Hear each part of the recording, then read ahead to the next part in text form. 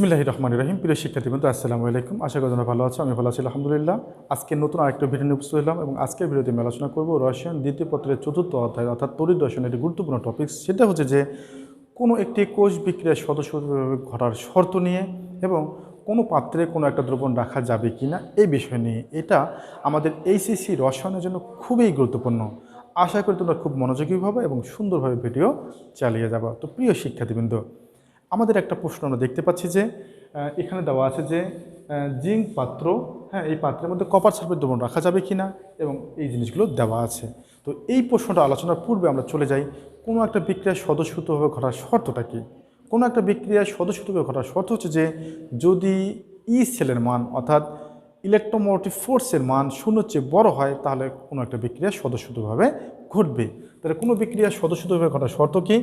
কোনো বিক্রিয়ার স্বতঃস্ফূর্তভাবে ঘটার শর্ত হচ্ছে যে ই সেলের যে মান সেটা অবশ্যই শূন্যের চেয়ে বড় হবে।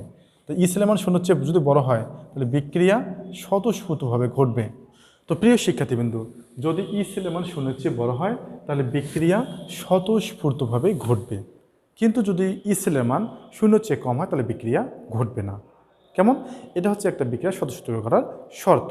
তো আমরা চলে যাই যে আমাদের যে প্রশ্ন সেটা হচ্ছে যে এখানে একটা পাত্র দেওয়া আছে জিঙ্ক এবং এখানে কপার সালফেট দ্রবণ রাখা যাবে কি না, রাখলে কোনো সমস্যা হবে কি না আমরা সেটা আলোচনা করব। তো যে সেলটা দেওয়া থাকবে এক্ষেত্রে আমরা সবসময় পাত্রকে অ্যানোড ধরে নেব। পাত্রকে কী ধরে নেব? পাত্রকে অ্যানোড ধরবো। তো আমরা জানি যে অ্যানোডে জারণ ঘটে, ক্যাথোডে কী ঘটে? বিজারণ ঘটে। এবং অ্যানোড হিসেবে ব্যবহার করি আমরা কি? যার জারণ বিভব বেশি তাকে। এবং যদি কোনো দণ্ডের জারণ ঘটে তাহলে সেটা কি হয়? ক্ষয়প্রাপ্ত হয়। তো আমরা যখন এই ধরনের প্রশ্ন আলোচনা করব তখন আমরা প্রথমে কি করব? পাত্রকে কি ধরে নেব? অ্যানোড ধরে নেব। তাহলে আমরা কি ধরি? পাত্র অ্যানোড। পাত্র জিঙ্কটাকে আমরা অ্যানোড ধরে নিলাম। তো পাত্র যদি জিঙ্ক অ্যানোড ধরি তাহলে এখানে যে কপার সালফেট দ্রবণ রাখা আছে এই কপারটাকে কী হিসেবে তখন কাজ করবে? ক্যাথোড হিসেবে কাজ করবে। কী হিসেবে কাজ করবে? ক্যাথোড। কারণ একটা অ্যানোড ধরলে অবশ্যই ক্যাথোড হবে। তো যেহেতু পাত্র অ্যানোড তাহলে অ্যানোডে বিক্রিয়া, তাহলে অ্যানোডে কী বিক্রিয়া সংঘটিত হবে? অ্যানোডে বিক্রিয়া সংঘটিত হবে জিঙ্ক দুটো ইলেকট্রন ত্যাগ করে জিঙ্ক 2+ পরিণত হবে। কেমন? এবার আসছি ক্যাথোডে বিক্রিয়া। ক্যাথোডে বিক্রিয়া, ক্যাথোডে কী ঘটবে? ক্যাথোডে কপার 2+ ওই দুইটা ইলেকট্রন গ্রহণ করে কপার ধাতুতে পরিণত হবে। তো এখন আমাদের কোষ বিক্রিয়াটা কী হবে? কোষ বিক্রিয়াটা হবে যে ইলেকট্রন কেটে যাবে, থাকবে কি? জিঙ্ক কপার 2+ তীর চিহ্ন জিঙ্ক 2+ প্লাস কপার, এরকম আমরা কোষ বিক্রিয়া পাবো। এখন এই কোষ বিক্রিয়াটা যদি স্বতঃস্ফূর্তভাবে ঘটে তাহলে কিন্তু জিঙ্কের জারণ ঘটবে। আর জিঙ্কের যদি জারণ ঘটে তাহলে কিন্তু পাত্র ক্ষয় হয়ে যাবে, তখন জিঙ্কের পাত্রে কপার সালফেট দ্রবণ রাখা যাবে না। এখন এই বিক্রিয়া স্বতঃস্ফূর্তভাবে ঘটবে কি না আমরা এখন এটা দেখব। তো এই বিক্রিয়া অনুসারে ই সেলের মান আমরা কী পাবো? এই বিক্রিয়া অনুসারে ই সেলের আমরা মান পাবো যে ই নট অ্যানোডের জারণ, অ্যানোড জারণ প্লাস ই নট ক্যাথোডে কি? বিজারণ। অ্যানোডে জারণ করলে ক্যাথোডে কী ঘটবে? বিজারণ। এই কোষ বিক্রিয়ার জন্য ই সেলের সমীকরণ হচ্ছে এটা। তাহলে অ্যানোডে জারণ, ক্যাথোডে কী ঘটলো? বিজারণ। এখন অ্যানোডে যে জারণটা ঘটলো তো এর জারণ বিভব কত দেওয়া আছে? 0.76 ভোল্ট, 0.76 ভোল্ট। এবার ক্যাথোডে বিজারণ, কিন্তু আমার মান দেওয়া আছে কি? জারণ মান দেওয়া আছে, তাহলে এটাকে কী করে নিতে হবে? বিজারণ করে নিতে হবে। তাহলে ই নট কপার 2+ কপার, আমরা যদি বিজারণ করি তাহলে সাইনটা চেঞ্জ হয়ে যাবে। আমরা আগে ক্লাসে এটা দেখেছিলাম। সাইন চেঞ্জ হলে কী হবে?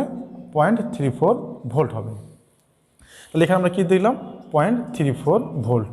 যদি বসাই দিই তাহলে আমাদের কত আসবে? 1.10 ভোল্ট। তো এই যে আমরা ই সেলের মান পেলাম এটা কি শূন্যের চেয়ে বড় না?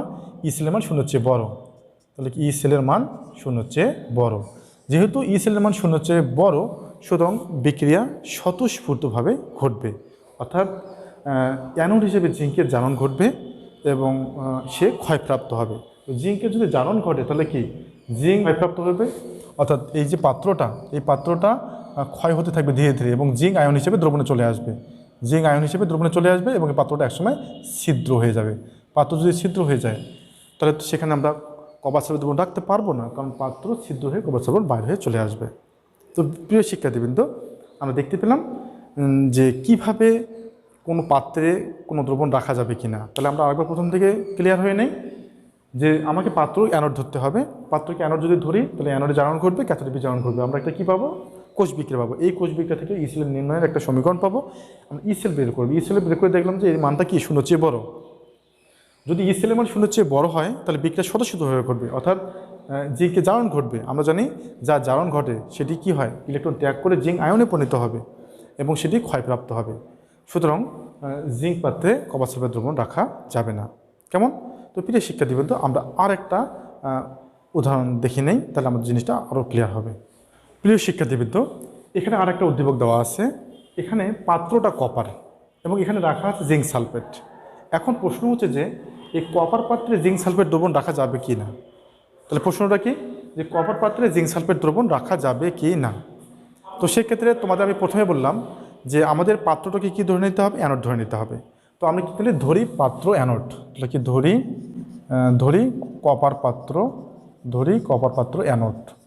তা কপার পাত্র যদি অ্যানোড হয়, হ্যাঁ, তাহলে কি এখানে যে জিঙ্ক সালফেট দ্রবণ রাখা আছে, তো সেক্ষেত্রে জিঙ্ক যে আয়নটা এটা কি হিসেবে কাজ করবে, ক্যাথোড হিসেবে কাজ করবে। কেমন? তো অ্যানোডে বিক্রিয়া, তো অ্যানোডে বিক্রিয়া মানে কি, আমরা তো কপারকে অ্যানোড ধরেছি, কপারকে কি ধরেছি, অ্যানোড ধরেছি। তাহলে কি অ্যানোড যেহেতু ধরেছি, তাহলে কপারে কী ঘটবে, জারণ ঘটবে। কপারে জারণ ঘটে কী হবে, কপার 2+ আয়নে পরিণত হবে। যদিও এটা সত্য নয়। কেন সত্য নয়? আমরা জানি যে যার জারণ বিভব বেশি সেটা অ্যানোড হিসেবে কাজ করে, কিন্তু এক্ষেত্রে যার জারণ বিভব বেশি সেটা অ্যানোড হিসেবে না ধরে আমরা পাত্রকে অ্যানোড ধরবো। কারণ পাত্রের মধ্যে রাখা যাবে কি না, যদি পাত্র অ্যানোড হিসেবে কাজ করে তাহলে সেটা ক্ষয়প্রাপ্ত হবে এবং সেখানে দ্রবণ রাখা যাবে না। এই কারণে আমি পাত্রকে অ্যানোড ধরলাম। তাহলে কি ধরি কপার পাত্র অ্যানোড, তো সুতরাং অ্যানোডে কী বিক্রি হবে এটা, তাহলে ক্যাথোডে কী বিক্রি হবে, ক্যাথোডে কি জিঙ্ক 2+ ইলেকট্রন গ্রহণ করে জিঙ্ক ধাতুতে পরিণত হবে। তাহলে কোষ বিক্রিয়াটা কী হবে, কোষ বিক্রিয়া হবে কপার প্লাস জিঙ্ক 2+, হ্যাঁ, ইলেকট্রন কেটে যাবে, থাকবে কি কপার 2+ জিঙ্ক। এটা হবে কোষ বিক্রিয়া। এই কোষ বিক্রিয়ার জন্য ই সেলের মান আমরা নির্ণয় করব।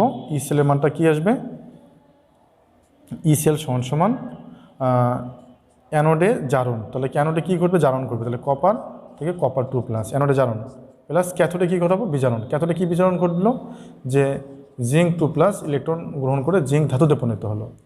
কেমন? আমরা যদি এই মানগুলো বসাই দিই, কপারের কি জারণ বিভব দেওয়া আছে, কপার জারণ বিভব কত এটা, তাহলে কি -34 ভোল্ট। জিঙ্কের কি দেওয়া আছে, জিঙ্কের আবার কি বিজারণ বিভব এখানে, কারণ ই সেল মানে কি অ্যানোডে জারণ বিভব, ক্যাথোডে বিজারণ বিভব, কিন্তু আমার মান দেওয়া আছে জিঙ্কের জারণ বিভব। তাহলে জিঙ্কের জারণ বিভবটাকে কী করতে হবে, বিজারণ করতে হবে। কেন? আমাদের বিজারণ লাগছে। তো বিজারণ করার উপায়টা কী হচ্ছে যে যদি আমরা জারণকে বিজারণ করতে চাই তাকে সাইনটা চেঞ্জ করতে হবে। তাহলে কি -76 ভোল্ট আসবে। তাহলে এখানে আমাদের কী আসলো, -76 ভোল্ট। কী কারণে? কারণ আমাদের দেওয়া ছিল জারণ মান, ওটাকে বিজারণ করে নিলে, জারণটাকে বিজারণ করলে চিহ্ন চেঞ্জ করতে হয়, চিহ্ন চেঞ্জ করলাম। তাহলে এটা কী আসলো, -1.10 ভোল্ট। তো এক্ষেত্রে কি দেখো তো ই সেলের মান কি, এক্ষেত্রে ই সেলের মান 0 চেয়ে ছোটো, এক্ষেত্রে ই সেলের মান 0 চেয়ে ছোটো। সুতরাং বিক্রিয়া স্বতঃস্ফূর্তভাবে ঘটবে না, অর্থাৎ এই যে বিক্রিয়াটা আমরা লিখছি কাল্পনিকভাবে, এই বিক্রিয়াটা ঘটবে না। হ্যাঁ, এই বিক্রিয়া যদি না ঘটে তাহলে কি কপারের জারণ ঘটবে না।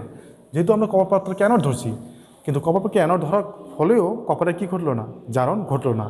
অর্থাৎ কপার পাত্রে কোনোভাবেই জারণ ঘটবে না, তাই কপার পাত্র ক্ষয়ও হবে না, তাই কপার পাত্রে জিঙ্ক সালফেট দ্রবণ রাখা যাবে। তো প্রিয় শিক্ষার্থীবৃন্দ, আমরা আরেকবার রিকল করে নিই যে কোনো একটা পাত্রে কোনো একটা দ্রবণ রাখা যাবে কি না। এটা আমরা কীভাবে বের করব, আমরা পাত্রকে সবসময় অ্যানোড ধরবো। পাত্রকে অ্যানোড ধরলাম, পাত্রকে যদি অ্যানোড ধরি তাহলে ওর জারণ বিক্রিয়া দেখাবো, জারণ বিক্রিয়া দেখাবো। আর ওটা বাদে যেটা থাকবে তার কী করতে হবে, বিজারণ বিক্রিয়া দেখাবো। তারপরে কোষ বিক্রিয়া দেখাবো, তারপরে ই সেলের মান নির্ণয় করবো। ই সেলের মান নির্ণয় করে দেখবো যে বিক্রিয়া স্বতঃস্ফূর্তভাবে ঘটছে কিনা। এখানে বিক্রিয়া স্বতঃস্ফূর্তভাবে ঘটেনি, তাই কপারের জারণ ঘটেনি, তাই কপার পাত্রে জারণ না ঘটা এটি ক্ষয়প্রাপ্ত হয়নি, তাই কপার পাত্রে জিঙ্ক সালফেট দ্রবণ রাখা যাবে। কিন্তু আমরা আগে যে অঙ্কটা করলাম এখানে দেখলাম জিঙ্ক, এখানে দেখলাম কপার সালফেট, কিন্তু সেক্ষেত্রে দেখলাম যে জিঙ্ককে যখন আমরা অ্যানোড ধরেছিলাম, অর্থাৎ পাত্রকে যখন অ্যানোড ধরেছিলাম তার ক্ষয়প্রাপ্ত হয়েছিল এবং সেটা একসময় ছিদ্র হয়ে গেছিলো। তাই জিঙ্কের পাত্রে কপার সালফেট দ্রবণ রাখা যাবে না, কিন্তু কপার পাত্রে জিঙ্ক সালফেট দ্রবণ রাখা যাবে। এই বিষয়টা তুমি প্রথমেই ঠিক করে নিতে পারো। কিভাবে? দেখো, এখানে আমাদের যে মানগুলো দেওয়া ছিল, এই মানগুলো এভাবে দেওয়া ছিল। যে জিঙ্কের জারণ বিভব আর কপারের জারণ বিভব দেওয়া ছিল। জিঙ্কের জারণ বিভব এত, কপারের জারণ বিভব এত। এই দুটার মধ্যে যার জারণ বিভব বেশি সেটা অ্যানোড হিসেবে কাজ করে। এটা প্রাকৃতিকভাবে যার জারণ বিভব বেশি সেটা অ্যানোড হিসেবে কাজ করে। তো এই দুটার মধ্যে জিঙ্কের জারণ বিভব বেশি, সে অ্যানোড হিসেবে কাজ করবে। তাই এই দুটা তড়িৎদ্বার নিয়ে যখন আমরা কোষ গঠন করব, স্বভাবতই জিঙ্কের জারণ ঘটবে এবং কপারের বিজারণ ঘটবে। কেমন?